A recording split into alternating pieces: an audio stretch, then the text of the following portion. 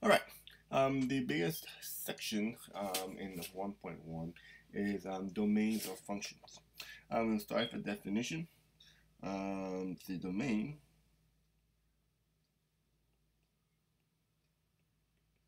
of a function is the set of values over which the function is defined.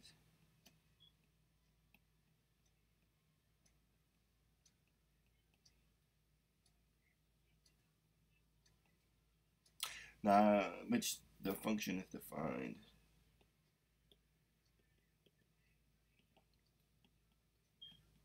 Now, I know that you have been told that the domain is the x values, but that is just simply a shortcut to help you look at the graph of a function to decide what the domain is. The fact is, the domain is simply all the numbers that make sense to plug into that function. Consider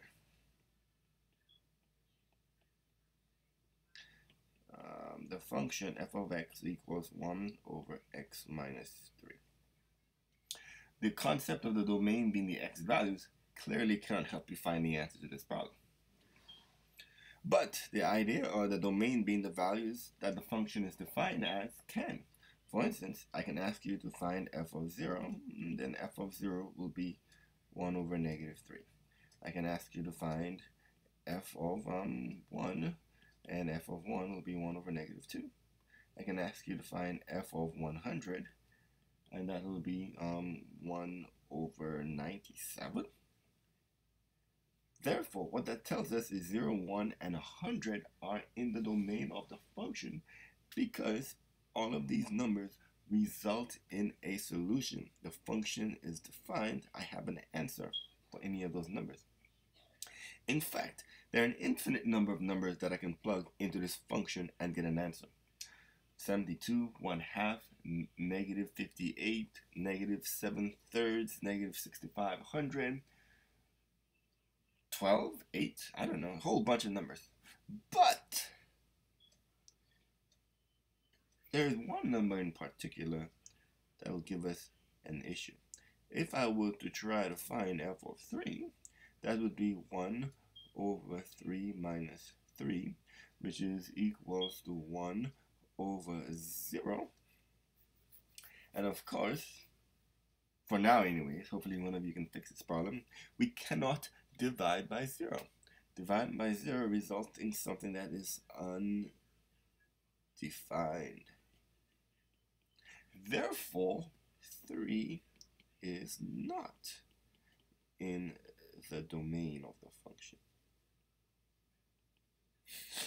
And so we say the domain of f of x is every number that exists except 3. We say the domain is every number that exists except 3. And that becomes an issue very quickly. In mathematics, we try our best to write stuff down nice and neat. But how are we going to write a function then so that we can write down every number except 3? We're going to list every number and then draw 3 and write a circle 3. So that becomes an issue, but we'll tackle that issue in a second. Let's go ahead and put some formal work together.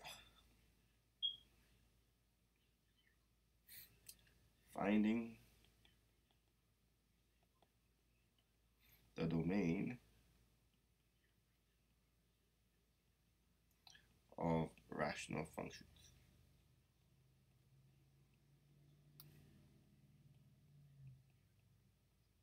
Rational functions are functions that have a denominator, something to divide by.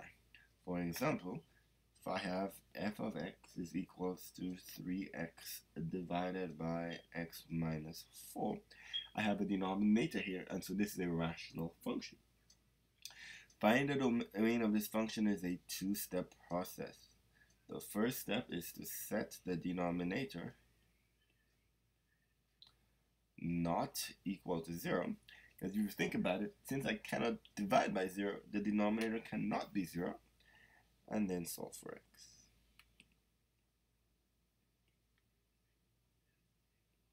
So in this case right here, my denominator is x minus 4.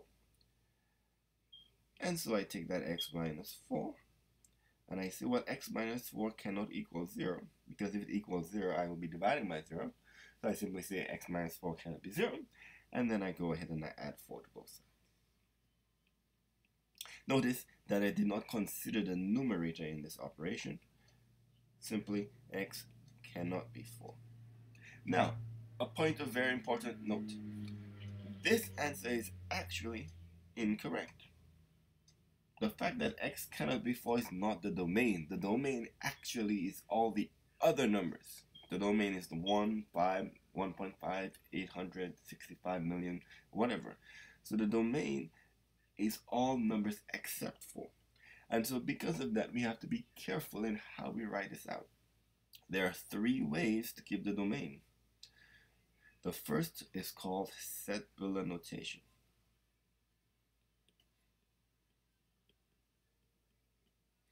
In set-Buller notation, we use the curly bracket notation and x right here. So we're saying the domain can be any number x. And then we give the restrictions. Any number except that, or x is any number such that x cannot be 4.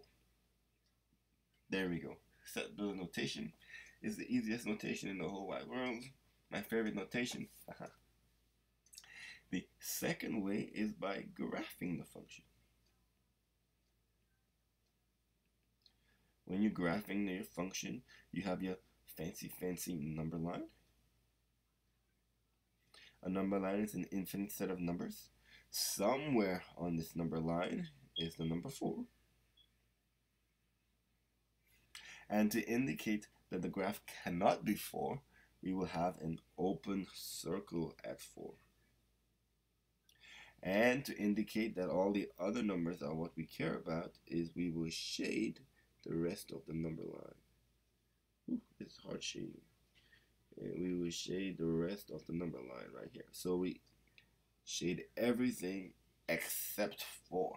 There you go. There's the answer. 4. The last way of giving the solution set. Oops, didn't switch over. The last way of giving the solution set is by giving what's called interval notation.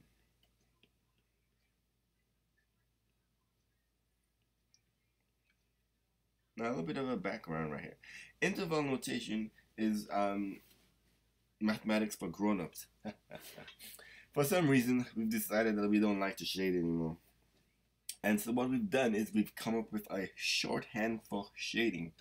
Interval notation right here is simply a different way of writing out the shading right here. So if I look at this example above right here, I will note that I shade from negative infinity all the way until 4, where I have an open circle. Yes? So interval notation simply says you just simply write negative infinity to 4, which indicates I am shading from negative infinity to 4. Now at 4 I have an open circle, so I use this right here. I have parentheses to show that I have an open circle.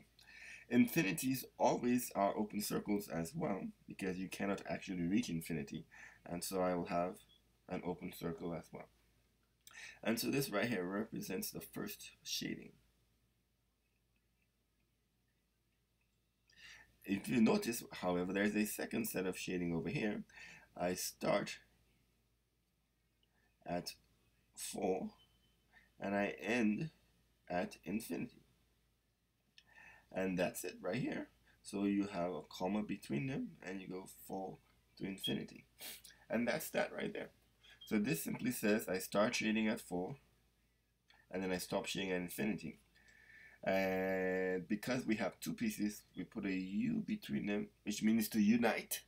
These 2 answers united gives me the complete interval notation. This simply says that I have 2 pieces giving my answer. And that's all there is to interval notation. Let's look at a few more examples that require fractions.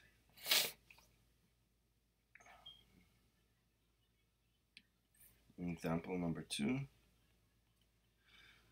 I have a function f of x is equals to 2x plus 1 over x squared minus 2x minus 8, and I want to find the domain.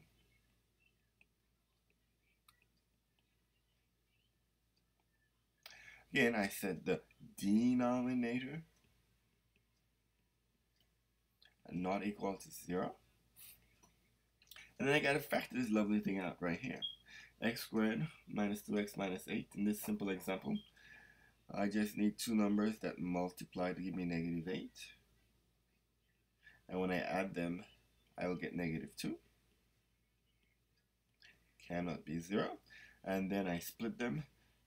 X minus 4 cannot be 0.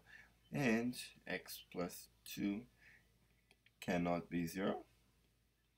And so I get that x cannot be 4, and I get that x cannot be negative 2. Again, this is not the correct solution. You have to give it in either set builder, graph, or interval notation. Your set builder, simply your curly brackets x such that, and you give the restrictions. X cannot be negative 2, x cannot be 4. That's your set builder notation. Your graph, you get your number 1. Somewhere on this number line, you have a negative 2. Somewhere on this number line, you have a 4. And you indicate with open circles that the graph cannot be those values. The graph, in fact, can be any other number. And so I will have to shade, stop shading, and then shade, stop shading, and then shade again. There we go. And that's my answer, that's my graph. And of course, you have your interval notation. Oops.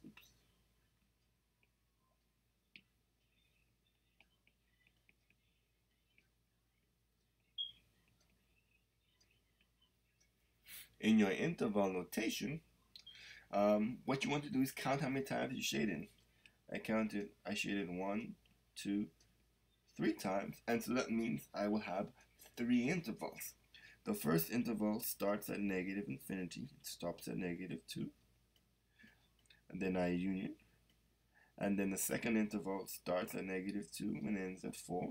That's my shading. And the third interval goes from 4 to infinity. There's a nice little question that I often ask. If you cut a string twice, how many pieces you get? Well, the answer is 3 pieces. And so you'll have 3 intervals. One more example. Again, example number 3. Let's say I have f of x is equal to, notice right here, I pay no attention to the numerator whatsoever. Now, finding the domain is simply working with the numerator only. Okay, so I have right here x cubed minus 9x right here, and I want to find the domain. Now, point to note. Notice I'm simply saying find the domain. I could have said find the domain and give the answer in set builder notation. I could say find the domain and shade the answer on a number line. I could have said find the domain and give the answer in interval notation. Of course, you have to follow the instructions that you are given. Since I'm saying find the domain, you can give it in any way that you choose.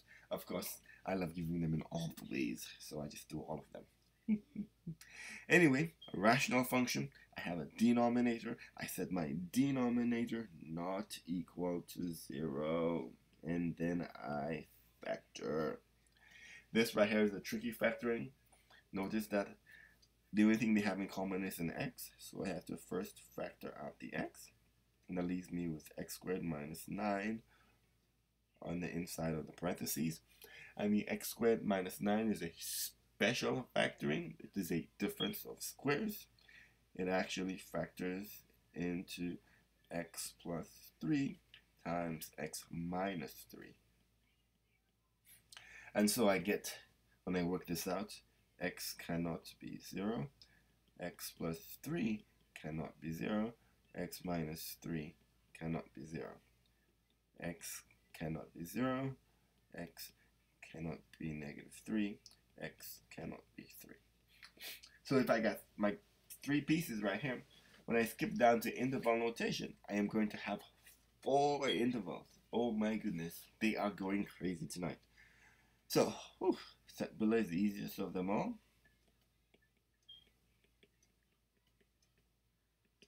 Simply x such that x cannot be negative 3. I like going in order.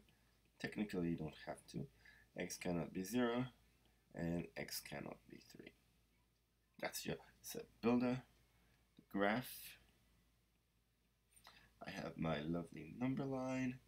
Somewhere on this number line exists a negative 3, exists a 0, exists a 3, and on each of those x cannot be those numbers, I indicate that by open circles. X can be any other number, and so I shade everywhere. Shade, shade, stop throwing shade. How many times did I shade? 1. Stop throwing shade. 1, 2, 3, 4. And so when I'm doing my interval notation, by the way, when you get good at interval notation, you can kind of visualize the number line and then just write the answer down instead of having to actually graph the number line first. And that's when you become expert. Interval notation, negative infinity to negative 3, union negative 3 to 0. That's the second interval. Union 0 to 3, and then union 3 to infinity. Alright, in the next video I will do the rest of them, and this is just the introduction.